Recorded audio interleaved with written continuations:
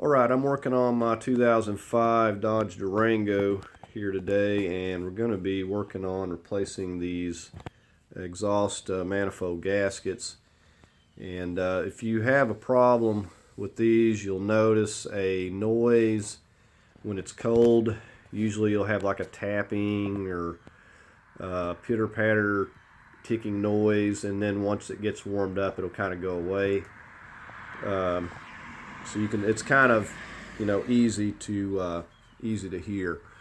So we've got some Felpro replacement here, and this Durango has the 5.7 liter Hemi in it, but the 4.7 liters have issues, the same issues with this as well. So we're going to go ahead and get started here. Okay, so we got it lifted up. As you can see here, we went ahead and shocked our wheel, and you can see where I've got my jack positioned. You kind of need to have a big jack to lift these things. You can see where I've got the jack stand, and I put another one right up here. So we had to lift it up here. We're going to go ahead at this point. I've got a 22 millimeter. We're going to start taking these lugs loose here, and before you lift it up, make sure to break these loose. They're really tight in some cases, but I'm using the impact. But make sure before you lift it to slightly break those lugs, those 22s loose. So I'm going to go ahead and just finish removing the wheel here. Okay, now sometimes these wheels want to stick on here, and you can get back here behind it with one of these rubber mounts. Just hit it there and on that rim till you get it knocked loose. Okay, with this wheel off, the next thing we're going to do is remove this inner fender flap here, and it's just going to make it easier to get in here and get this exhaust manifold to pull it out and get everything out of the way and cleaned up and stuff. So we've got a few things I think attached to here. This is a little clip right there. We'll need to push that through. But as you can see, we've got these little plastic rivets, is what I call them, but they're kind of a one-time deal. So we're just going to take a screwdriver, just break this off here. Knife, something, just be careful. You can use a thin putty knife to get under it and just kind of break it off. Because we got one here, we got one over here, we got one here, we got one here, and we got another one hidden up in here, and we got another one hidden up in here. So we're going to break all these loose, and this inner flap will just kind of pull over here out of the way. You'll want to get yourself, go to the parts store and get yourself some of these, just whatever size fits. You can take one of the old ones and compare it or whatever. I've got a bunch of these handy, so I'm going to just use whatever I've got. So when we go to put it back, we'll just snap it back into the holes that it come out of. So we're going to go ahead, let's get us a screwdriver, start breaking these little plastic rivets off so we can remove this inner shroud here. Okay, you see we popped all those off. They're just little plastic rivets, or they just go through there and crimp, and that's all there is to it. They'll break right off. Get you a little screwdriver, just be careful around your fender, don't gouge that up. You can also use a putty knife, thin putty knife. So just the main thing, be careful around here so you're not gouging the inside of your fender, or cut them loose, or whatever's easiest for you. So we took all these out and we popped this wire loose. So this should be completely loose. We just basically push it back out of here a little bit, and then you can see it'll just drop right down like so. And just pop it right off. All there is to it. We'll just set that aside. And it's a good time to get in here and inspect some things while you're at it. I can tell that my brake pads are looking really bad. If you can see those. These upper control arms don't look good one bit. So this is some things that need to be handled in the future here. You know, you can do this stuff, you know, one thing at a time, or get them all at once, just whatever. And let's see, there's a lower ball joint. This one down here looks pretty good. Actually, somebody may have, in fact, replaced that. And I think, if I'm not mistaken, it's one of those press-in type. But I'm not 100% sure. I know you can get it with this whole lower control arm. But anyways, we're going to go ahead and start taking this heat shroud. We'll get it off of here first, and then we can get to our bolts. And I can already see some problem. This is why we're getting the noise that we're getting. We already got a broken bolt right here, so this one's just snapped off. So we'll have to go to the parts store and get us some replacements. Now you can see here where we've got some bolts coming through, some anti-rotation tabs if they're not rusted, plumbing too. If they are, you'll have to get a hold of this nut, hold it on this side. But it looks like we can easily get to these and get this loose from our exhaust right here, and without shouldn't have to get underneath the vehicle. But anyways, we've got this one's already broken. We got this part of the heat shield here. That's a 10 millimeter. There's one on the bottom right there, and there should be another one down here. You can see this one down here where my finger's at.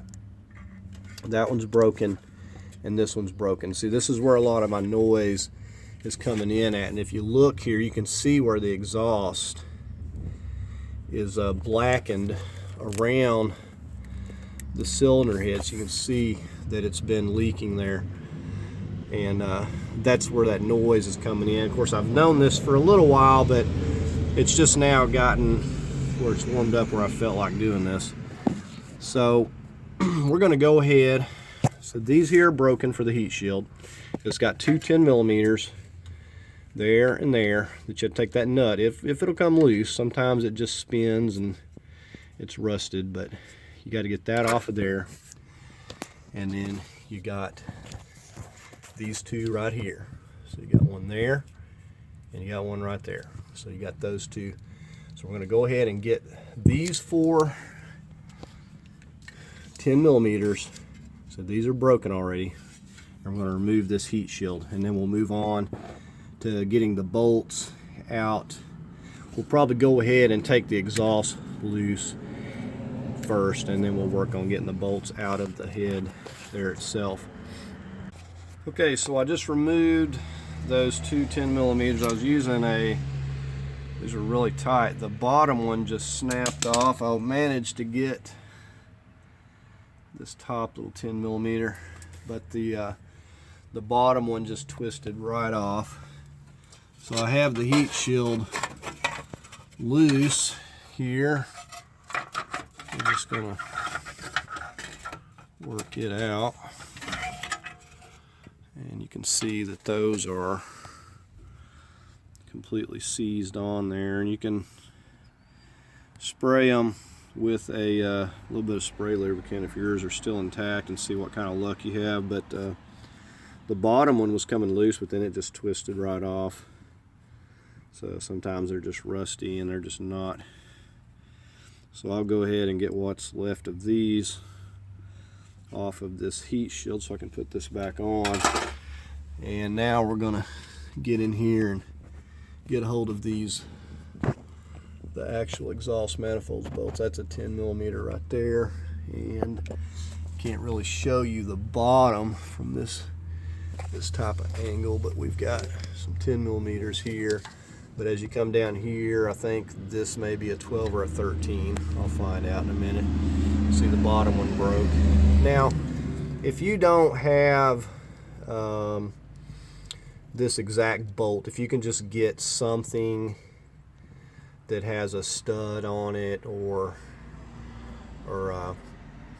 something along those lines, and or if you just have one of them, like this one here is broken, you know, I can put a bolt back in here. That right there will be enough to hold it. I very seriously doubt there's going to be much vibration, if any, but you can get these replacement ones too. But if it wasn't for the heat shield, it wouldn't matter. You can put whatever bolt you wanted back in there as long as it's the right threads. But these down here on the ends are the oddball size, and the other ones are 10 millimeters that go into here. So we're just going to do just like we did the heat shield. We'll get down here and we'll start taking these loose, and we're going to hope that none of these snap off into the cylinder head, and that's a whole nother situation if that happens. So we're just going to take our time, start on this end.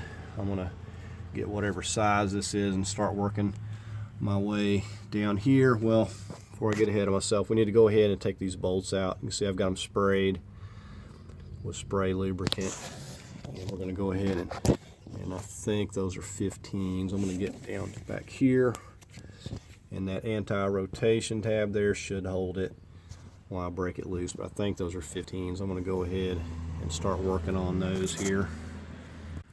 Okay, I was working on taking this bolt loose here, and you can see the anti-rotation tab is just totally useless. It's just twisting up and rusty. It's not preventing it from turning in the least. So it was pretty snug. I'm out here with an extended handle with a 14 millimeter on there, but we're going to bend that thing back, and we'll just get a hold of it with something, bistrips or something. We'll get something to hold it with here. Okay, so the little anti-rotation tab was all twisted up and rusty, so they're good when they're not rusted, but when they get rusted like this, they're more trouble than they're worth. So there's a little square nut there. I had to take and peel back carefully the rusty metal, the thin metal there, away from the nut, and then I can fit a 14 millimeter on there. So I'm holding it with the 14 millimeter, and I'm getting a hold of the 14 right over here with my ratchet, and I'm just coming in through here and taking it loose, and it's coming now. So the bolts and the nut appear to be just fine, but you know, putting it back, I'll probably just hold it unless I make one of my own little anti-rotation tab to put on there.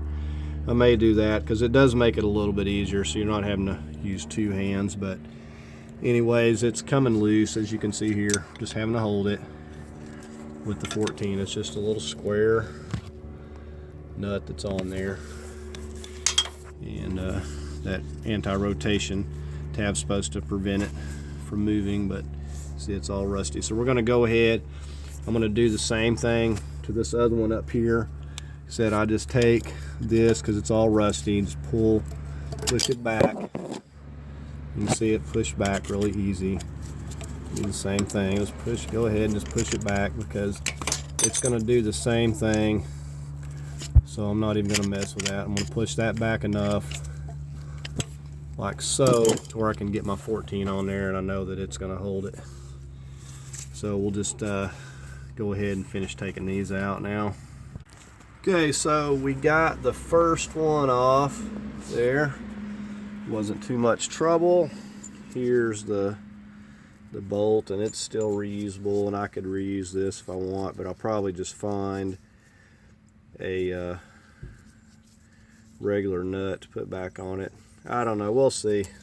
Here's what's left of that, but we're gonna go ahead and get the lower one there now. So I just got to hold that and work that loose there. Once it's broken loose, it comes pretty easy.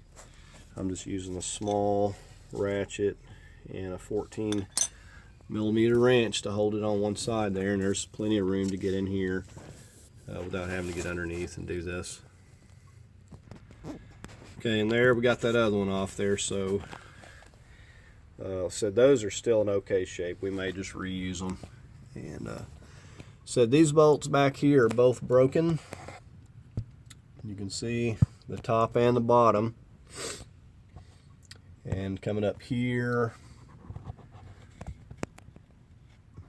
looks like that one's broken as well. Or is that the one? I think so. We got that one, and looks like that one's intact. So there's only a few holding this in place. So we got 1, 2, 3, 4, and 5 holding it in place there. I think we're going to go up here and work on these first, and we just need a deep socket. I believe these are going to be a 12, but they might be a 13. This one and this one. That one's supposed to have the stud on, so we're going to work up here on these first and hope they don't snap off. Okay, these two here are in fact a 13mm. Now, one thing about these, if you'll notice the way these are broken off, they're broken off flush with the manifold there. It's actually good because once I pull it off, I still got something to get a hold of. When it breaks off up against the flush with the cylinder head itself is when it's a problem, and that's what we don't want. So we're going to try to be cautious removing these, but sometimes it happens, and I've had it happen more times than not. So you just have to get an extractor and go in there and get them out. It's all you can do. And it's not very pleasant, and in some cases you don't have much room. Okay, and here I am, just finished working this upper 13mm out, and so far so good. This one's coming without any problems. And we'll get this one, we'll just get on the lower one right down here, do the same thing. Okay, and there's the first one. Now I will say, before you start this, it may be a good idea for you to go ahead and just order you a new set. It's not going to be a bad idea to have that new set. However, in my case, you know, the ones that aren't broken, I'm just going to reuse them. I think they'll be fine, and I'm usually able to dig up enough spare bolts that I don't have to worry about if I don't have too many that are broken. I've just got a bucket of extra bolts, and I'll see what I can scrounge up. But anyways, if you don't have anything else, I would probably recommend going ahead and just getting, they sell like a full set of these for the Hemis, because this happens all the time. And you might as well go ahead and just replace the whole set.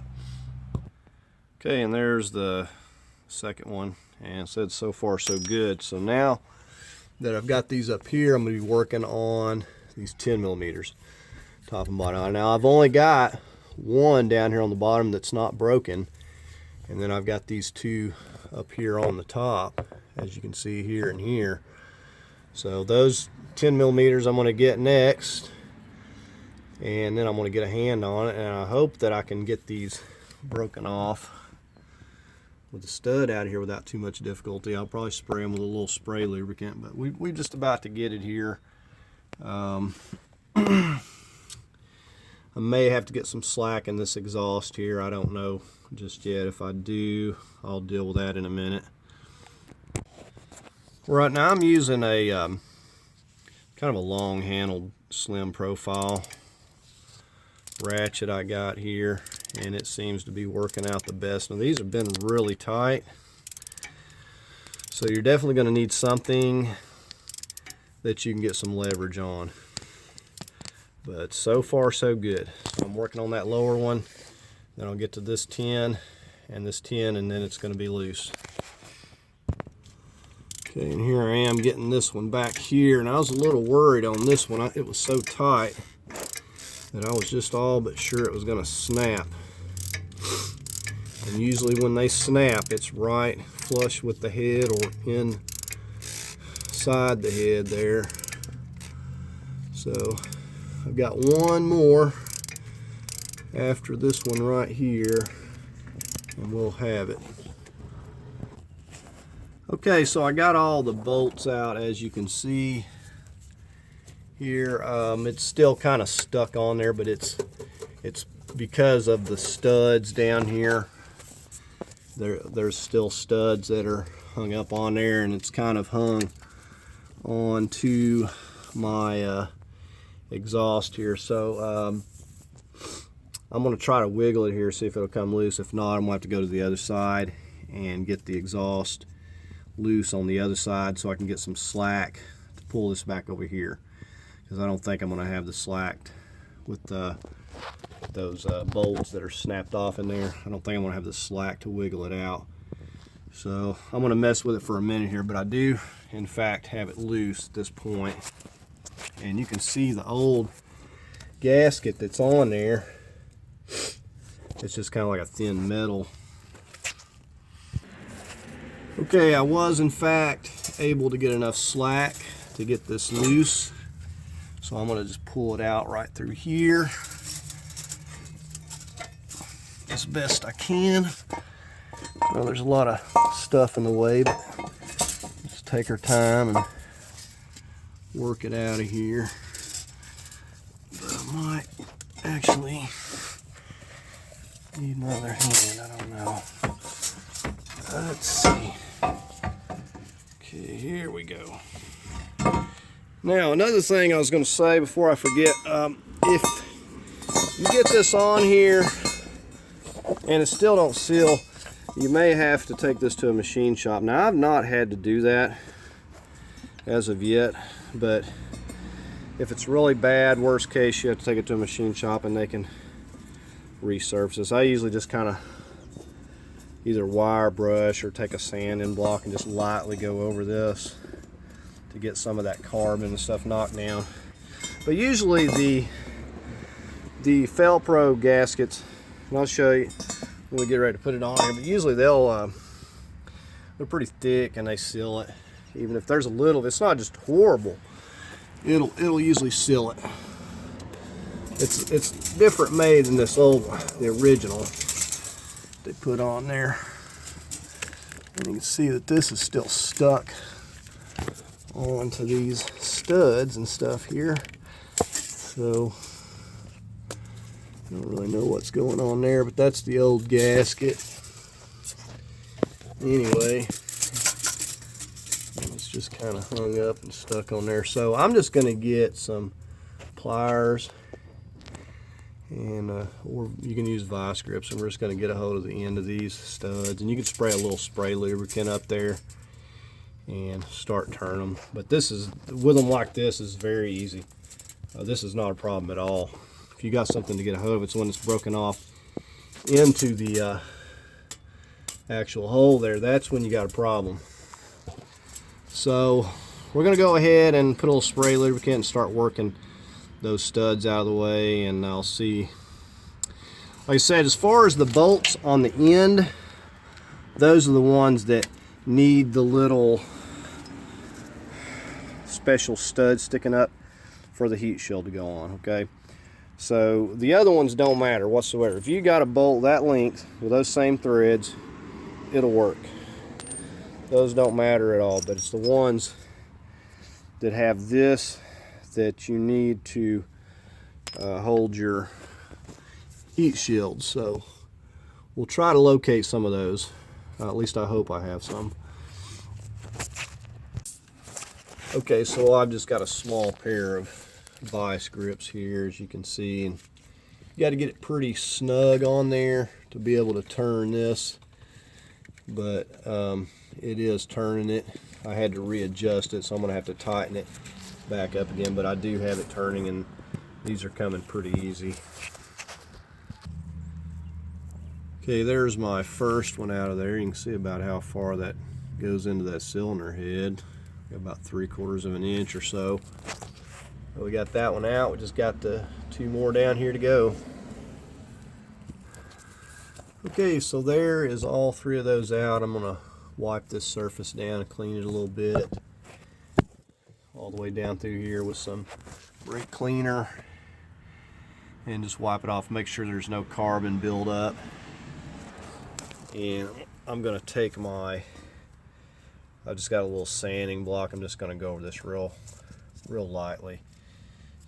It's really not that bad. It's pretty smooth. And once we get that, we'll go ahead and get our gasket over here, start working these bolts back in. I'm going to have to get some more, but I can at least get what I can started loosely. And we'll also get this into position at the same time that we're kind of putting these up here into place, and we'll work our collar back on there as well.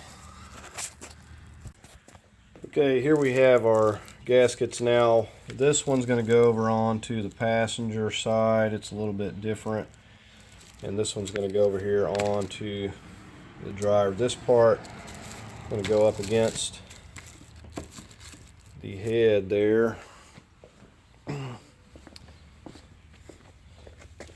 And so this is the one that came off. So that's going to go just like that,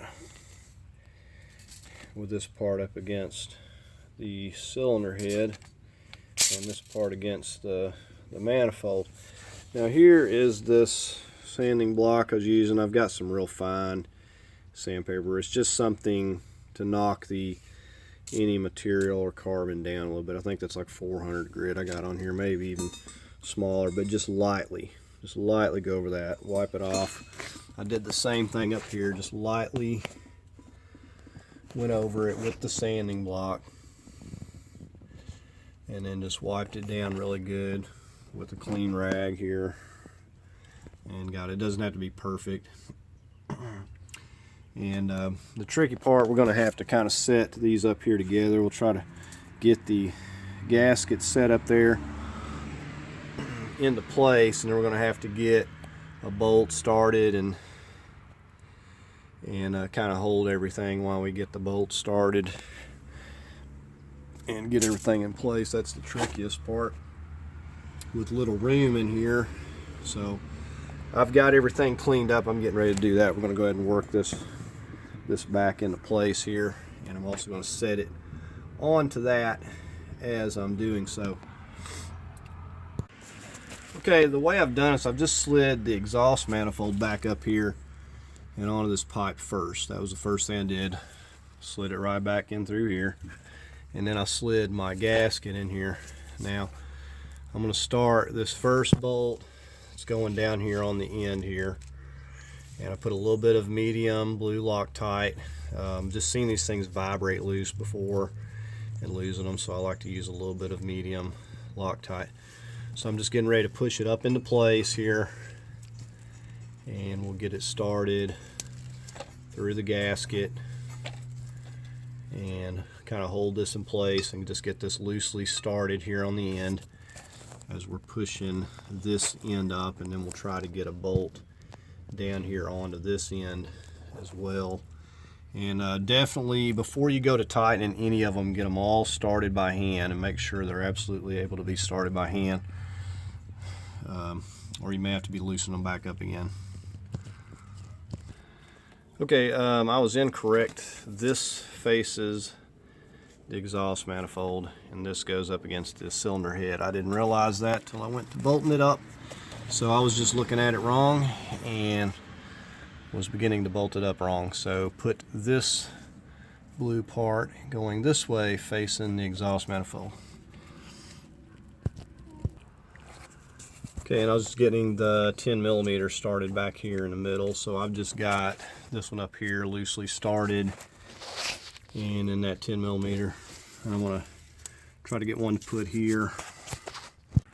Okay, it was getting dark on me. I was having trouble hunting down some more bolts. I didn't have any more of these like this, but I've got enough of the 10mm. They're loosely into place. I need 3 more of these with the stud ends. Now I will say I went to the part store. They were like $37 they wanted for a set of these, and I wasn't wanting to pay that. You can see I got the lower ones in. I hunted down a couple that would work. They're a little tricky to line them up on the bottom, but it wasn't too bad. So I'll show you what I've got here.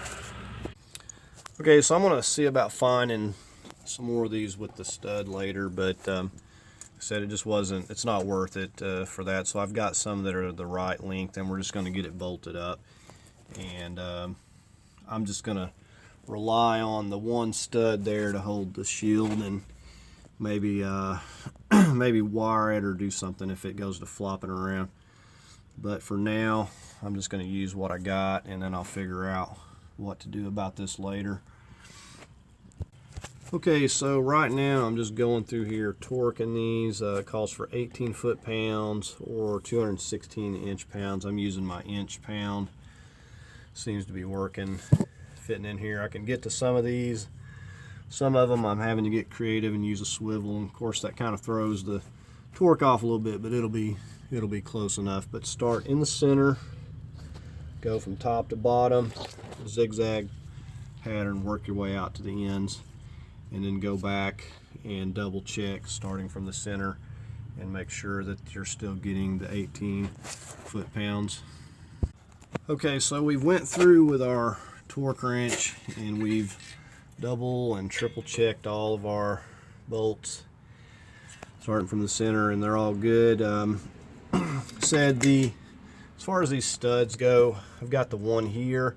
If I just had one more right here, but I just could not locate anything similar to that, so I'm gonna have to get one of these. I just can't see spending 40 bucks just to get one bolt, because I don't even need the others. I just need the one really to help hold the shroud. Two more ideally, but I'm not taking the others back out. But I'll just leave this inner thing out, and I'll come back and slap one in here later to help hold that shield. So it's completely dark, so I'm going to go ahead. We'll just get back on this in the daylight, and hopefully I don't have as many broken bolts on the other side. I can say that this is going to make a big difference. Every time I cranked it up, I could hear this thing tapping and pitter-pattering and stuff till it got warmed up. And now I know why, because this back was completely broken. Like I said, the heat shield wasn't being held by like just a couple of nuts down here anyway. So we'll get on in the daylight. We'll get this clamp back on that you see that's slid down there, and we'll get those bolts back into place, and then we'll get on that other side. Okay, here I am just making a few of my own little anti-rotation tabs. Really nothing to it, just center punch a hole there on this little cheap aluminum angle iron, and as you can see, as you're turning that, it butts against it. You can do the same thing with just a normal nut as long as the flat side hits. But I just drill, start out with a small size and work your way up so it'll be more accurate, so your drill's not walking around. But just like that, and I'll just cut these off as short as I need them and use them. Okay, you can see that I've got my little piece just set up there, and when I go to tighten it, that's going to prevent it from turning. So all I got to do is slide the collar back up that's slid down there, and I've also put some anti-seize on this before we put it back on there. So that's all I'm going to do is just screw it back into place. I'm just using these as my anti-rotation tabs, and we've got the manifold torque, so it's all done. We'll just have to get the heat shield back on here after this. Okay, so you can see I just finger tightened that first one for now, and I'm going to go ahead and get my other one on here, but it's holding. It doesn't take a lot to even hold it, but those old clips get rusty, and it just you don't even need these, but it does make it easier so you're not having to hold it while you're tightening it. So anytime you go to take it loose again, it'll just make it a little bit easier if you choose to put the little anti-rotation tab back. Okay, and here I am just tightening up, and you can see how when you go to turn it, it'll just enough of that to catch right there. So we're just going to get our 14 and go ahead and snug these 2 exhaust bolts back up here. And I usually just snug them up with a 3/8, just get them good and snug. It doesn't have to be just crazy tight. And as you're tightening these, make sure to tighten them equally. So tighten them both at the same time, alternate back and forth. You don't want to just tighten one down and leave this one out here loose. So tighten them at the same time. So we got those snug down plenty good. The little tabs I made are working out real good.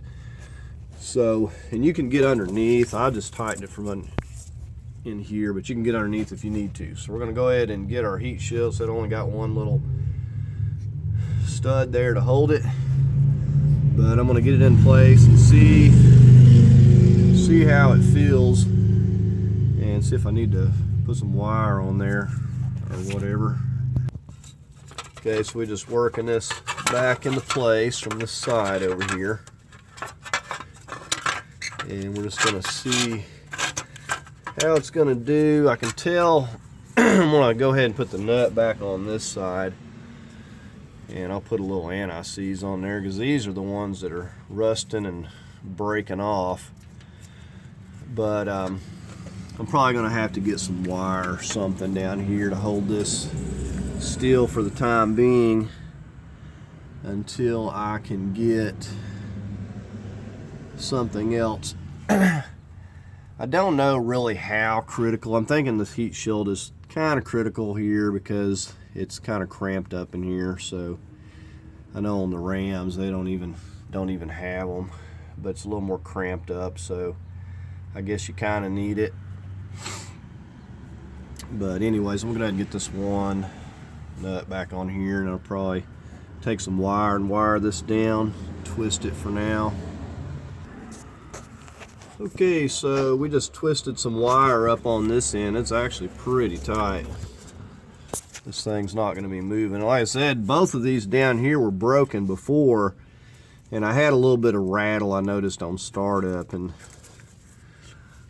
I wasn't quite sure what it was, but I knew it wasn't in the engine.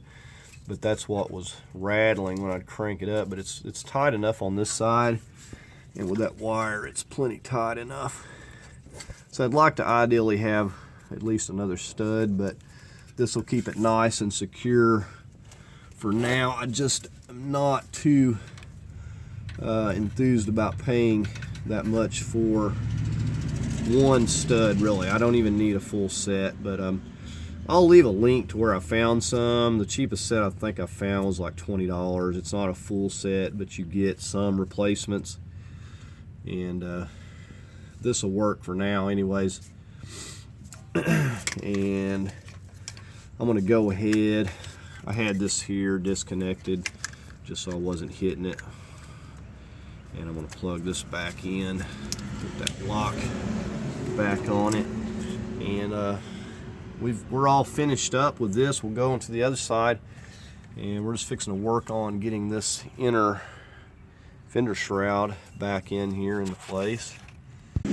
Alright, we're just getting ready to set this back in place, and remember it goes in behind here, and you have to kind of get one started and then get the others. But this top part goes like in behind, and that's like that. And where did I get I've got a bunch of these these are kind of a cheap set, but they fit, and these are kind of a one-time use as well. You pretty much break them if you have to take them out again. But that's what I got, so those are the ones I'm going to use. So we're just going to start snapping these wherever we got a hole and get this pop back up into place here. Okay, the sizes I had wouldn't work. I actually realized this hole on the plastic part is smaller than this one, so I had to actually find some smaller sizes. That hole back there appears to be bigger, but These that are going around this are a little bit smaller, so I had to find some smaller size. It's good just to have an assortment kit. So you can just buy a kit that's got a whole bunch of them, and just, so I have to have one that'll fit in this part, so I had to go to a smaller size there. Okay, with that secured, we'll go ahead and work on getting this wheel back on here. Alright, we got our wheel back on. We're going to go ahead and remove our jack stands. We'll just move over to the other side now.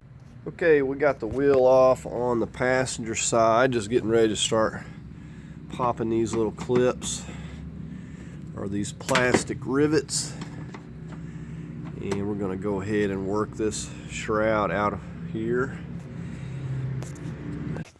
Okay, over here on this side we got pretty much the exact same thing going on with this back part of the heat shield rattling around because it's broke loose.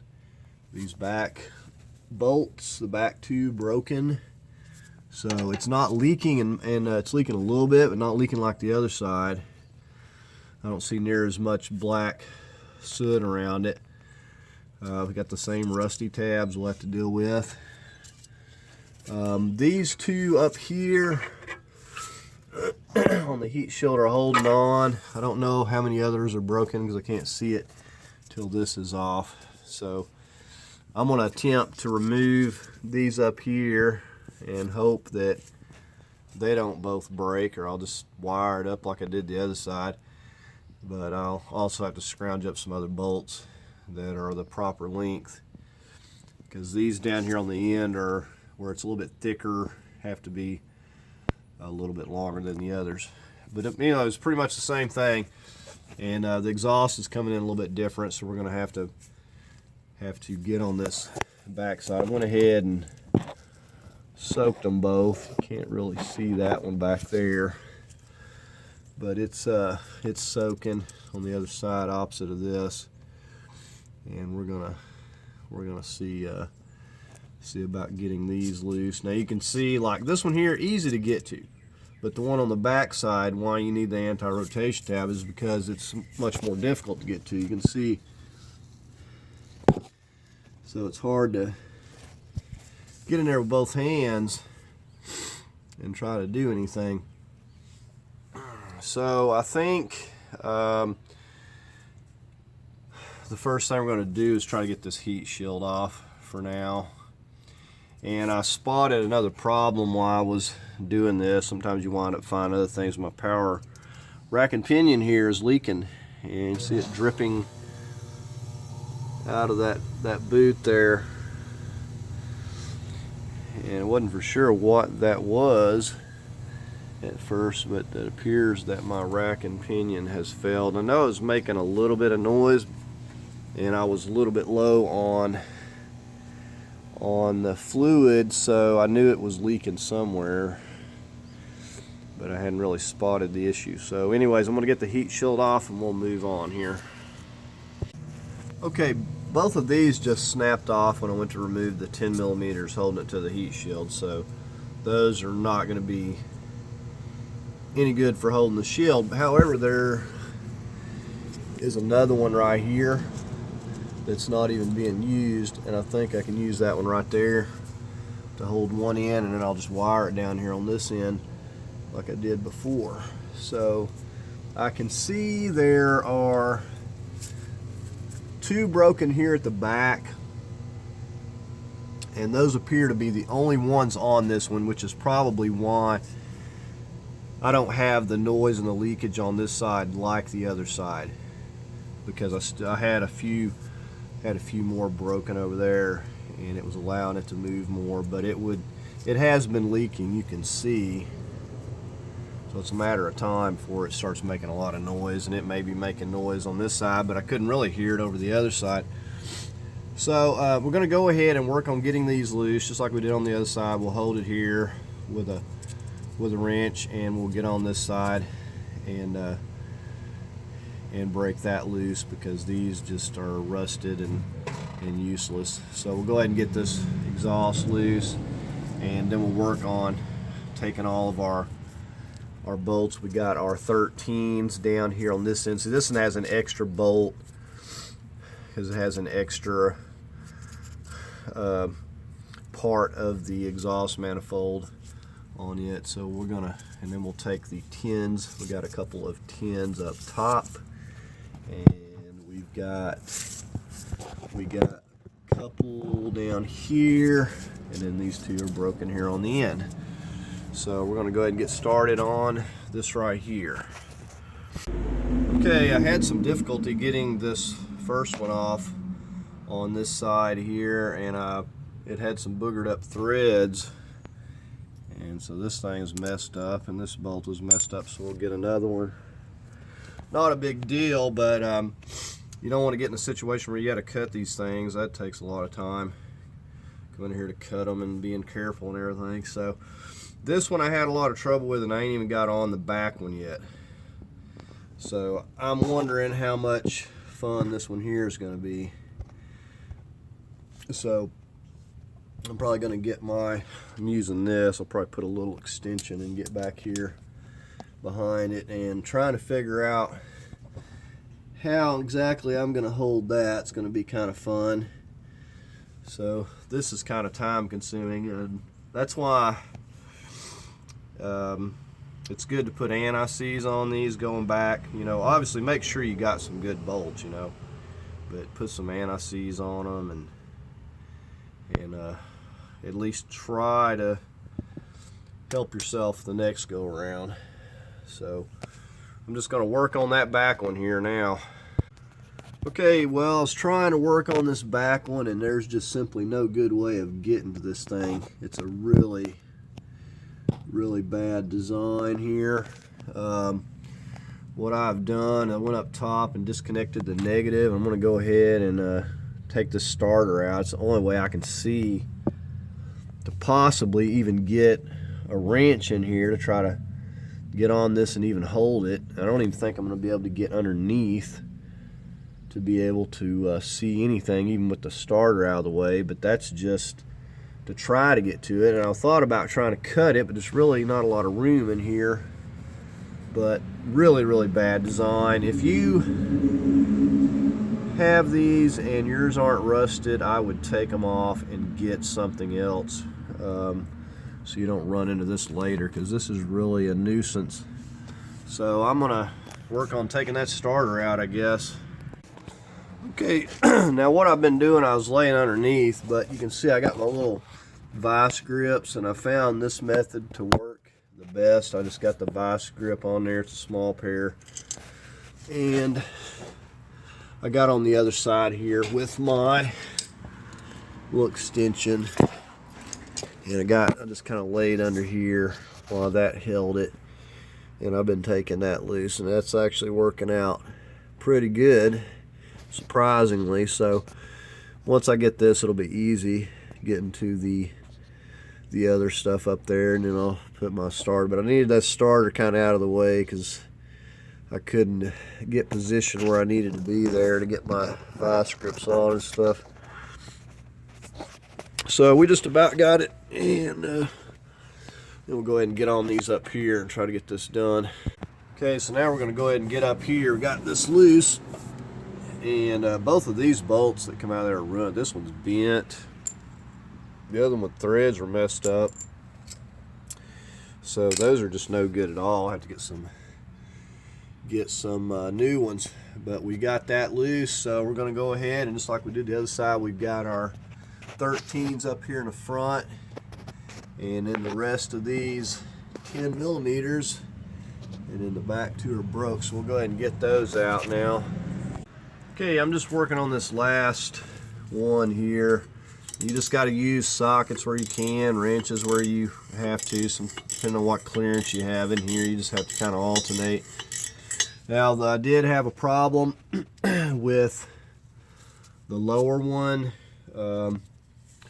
I can show you that right there. That's not a good sign. So we've got one that's going to be broken off either in the cylinder head, or below the surface, or flush with it there. So we're going to be having to deal with that along with the other studs we got to remove. So that's going to be a little bit of a problem. I'm no stranger to it. It's, you know, usually I'll see 3 or 4 of these things snapped off in the head. So this is actually not bad. So we're going to go ahead and take this last bolt out here and see if we can't wiggle this pipe around and wiggle this off here. Alright, so I got that loose there, and I went ahead and set the old gasket down here. You can see how it has the extra hole on the cylinder head. Just getting ready to pull this down, and we'll just kind of clean that up the same way we did the other. These here are going to be easy to remove them with the vice grips. However, this one, as you can see, is broken off a good 1/4 of an inch below the surface. There's no easy way to get this out of here. Where it's at is going to be kind of tricky for me to even get my little center punch to try to get a hole started here. And there's very, very little clearance to get here, even with my little right angle drill. So if it had been either one of these, it would have been a little better, but it just so happened to be this one right here. And there's just, like I said, there's no easy way of doing it. When you get this, you've got to center punch it, drill it, and get an extractor and get it out. And this is, if you remove your exhaust, just pretty much plan on having some of those. It's just very, very common. So I was hoping that wouldn't happen, but it did. So we're going to be dealing with that, and before we can do anything else. It's very time consuming because you got to take your time or you'll just make matters worse. So we're going to work on that, and I'll get these other 2 studs out of here with the vice grips. Yeah, once you get these kind of loosened up a little bit, you can kind of turn your vice grips this way and go ahead and spin it on out of there. Said I would deal with these all day long as opposed to the ones snapped off in the head, because we got something to get a hold of. But that one was weakened, and regardless of what you do, it's going to break. So I'm going to go ahead and get on this one here and get this loose now. Okay, I can tell this one's going to be major problems because I can't even get in here to get my center punch started. I just don't have the clearance. So, and it's, they always break off kind of jagged. Usually they ain't real flat. So I'm going to have to get my little drill, start out with the smallest drill, and just see what I can do here. And this one's really going to be difficult, I can tell. And more than likely it boogered up the threads a little bit, so I'll have to re-chase it. And these are M8 1.25s, in case I hadn't mentioned that. And if you get any bolts, get M8 1.25 and make sure you get the appropriate length. Okay, so I got my really small angle drill here, and I've got this bit shortened up as short as I can possibly get it, and I'm still just barely going to be able to even fit in here. And so we're going to have to just take this slow, starting off with a very small bit, like a 1/16, and we're going to work our way up, and we're going to try to center it as best that we can. That's all we can do, and try to work this thing out of here. Okay, we're just slowly making progress. If you can see that, we got that little 1/16 hole, and it's about as centered as I could get it. And it looks like I may have even spun it a little bit more. Sometimes a left-handed drill will work in some cases, but I doubt it because these threads are a little messed up. We're just going to continue on. Okay, I already switched over to a 1/8, And I've got to say, that's one of the best centered up holes I've ever had, and I was not even using the punch. So I got real lucky with that one. So I was wanting to use a 7/64 ideally for this, but the 1/8 double-sided was the shortest stubby drill I had, and I just didn't have any clearance to use anything else. But once I switched from the 1/16 to the 1/8, it went through there like butter. So you got to just really take your time with that 1/16 because it's so small. So here is my extractor. It's got a little square end. We're just going to go in here and start turning it. It'll bite in pretty quick, and it should get it out of here pretty easy. Now, if you got clearance, you can use one of these, but usually I never have clearance, so I use just a little crescent or whatever will fit on there. So I'm just going to go ahead and start turning it, and we should be able to get this out of here without any difficulty. Okay, so here we are. We've got it coming loose here.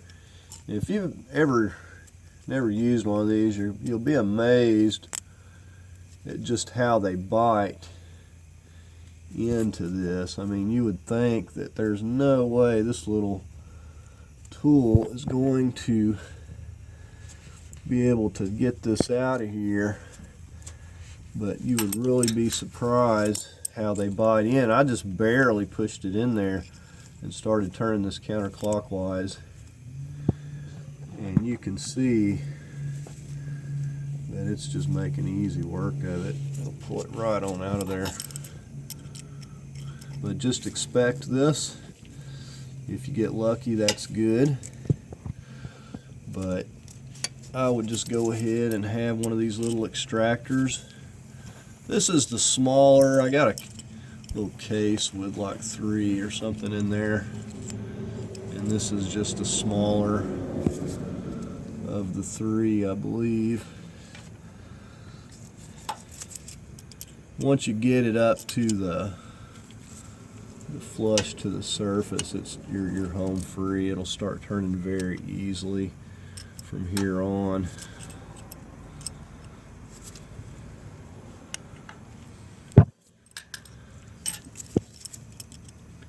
And that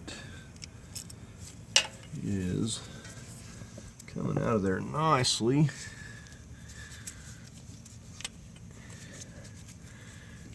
And on my Mazda Tribute, I think I want to say that I had at least 3 in the front that were like this. So this is pretty common. So we're going to blow those threads out, and we're going to take and check all these threads before we go to putting our bolts back in. So there it is. And the biggest thing was finding short drill bits. Had more trouble doing that than anything. As you can see, there's not any clearance in here to really do anything, and you got to have a right angle drill for this sort of stuff. So we're going to clean this surface up like we did the other and blow the threads out, and we'll work on going ahead and putting that gasket up in there. Okay, so we got our surface cleaned up. I took my little sanding block and lightly went over both surfaces again like I did on the other side. Now I'll say that this side has a little bit more room. Seems to be less stuff in the way over here, so it's a little bit easier as far as that goes. I'm going to go ahead and just set that into place, and I'll go ahead and get my gasket and get it set up into place. We'll get one bolt started here. We're using the medium Loctite. Okay, so no confusing which way it goes on this side, because it's got the little hole goes down here. So I'm going to get the bolt started probably back here in the back first. I got one that's got a good stud. I'm going to put it where the heat shield is going to be, like right up here. So I'm just going to go ahead and slip it up into this here and just work it up into place. This will have a little slack where I can work it into place. Okay, another thing that I don't know if I mentioned it before, but when you're starting these bolts, make sure you can thread these by hand and get them all started before you go to tightening any of them.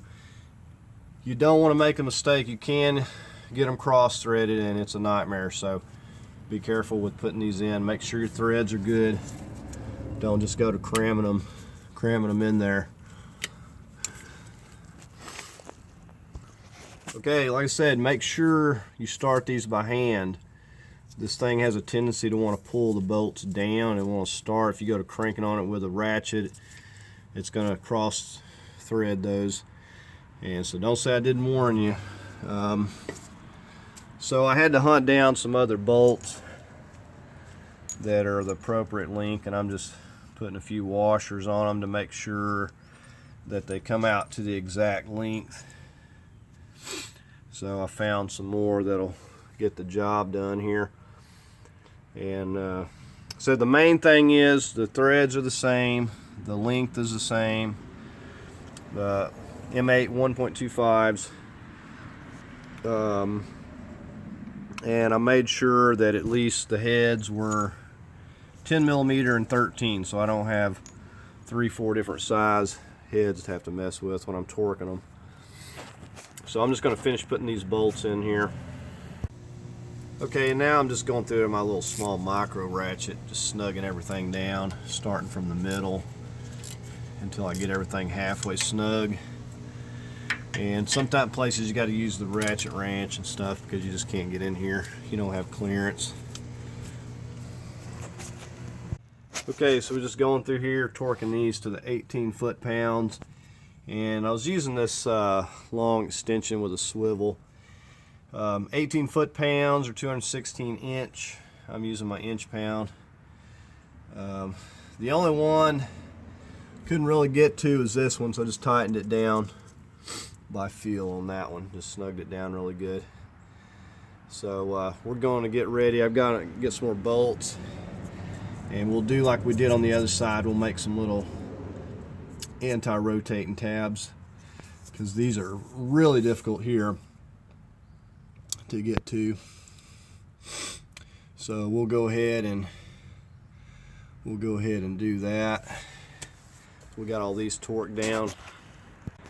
Okay, you see me make those aluminum ones for the other side. I actually was digging through my pile and I found this, and this is like pretty heavy duty. I want to say this came off of extra parts off a PT Cruiser that holds the back of the alternator, I think.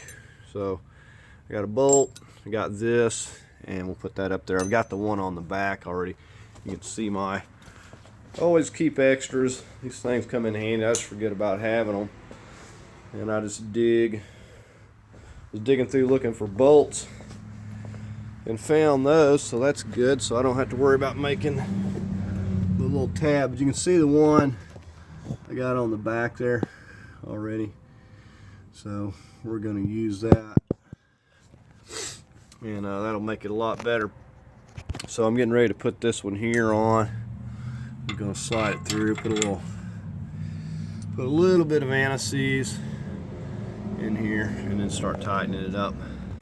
Okay, and I was just coming on this side and up here with the 14 ratchet wrench, tightening these up, and this is working out nice. So I did have to flip these around. I had them flipped this way, but it was wanting to hit this, so I flipped it around the other way. Did the same on the back side. See, they're hitting enough there but it was pretty easy once I got those on there. So we need to go ahead and get our starter back on. It just slips over that stud and got one bolt, one nut, nothing to it there. And we'll be all finished up. We've double, triple checked our torque on our exhaust manifold. So we shouldn't be hearing any noise at all. Okay, so getting ready to put this heat shield back in here. And I've got one stud, like I said, to get a hold of. I'll put some anti-seize on that as well for that the nut I got to go on there. I got me a little bit of wire. Just going to wire it back here around the back of this manifold, and it surprisingly it holds it pretty still where it doesn't do any rattling. Okay, so that's all nice and tight there, and I'm happy with it. We've got a bolt down here. It's not moving whatsoever, so the only thing we got left here is just to pop our inner shroud here back into place. Everything's done in here, and we'll be able to go ahead and get this wheel back on. Okay, I was using these little Christmas tree style.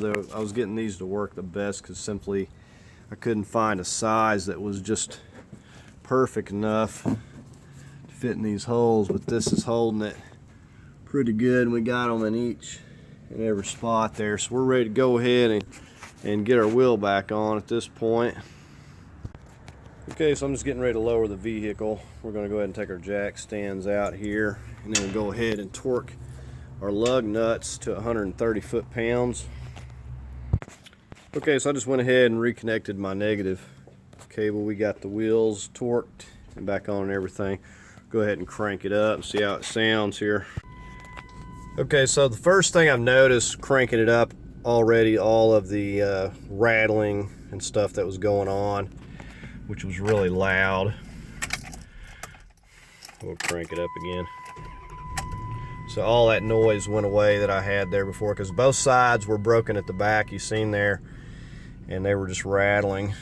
So that's fixed that, and I'm going to take it for a quick test drive and see if all the noise and the tapping noise is gone.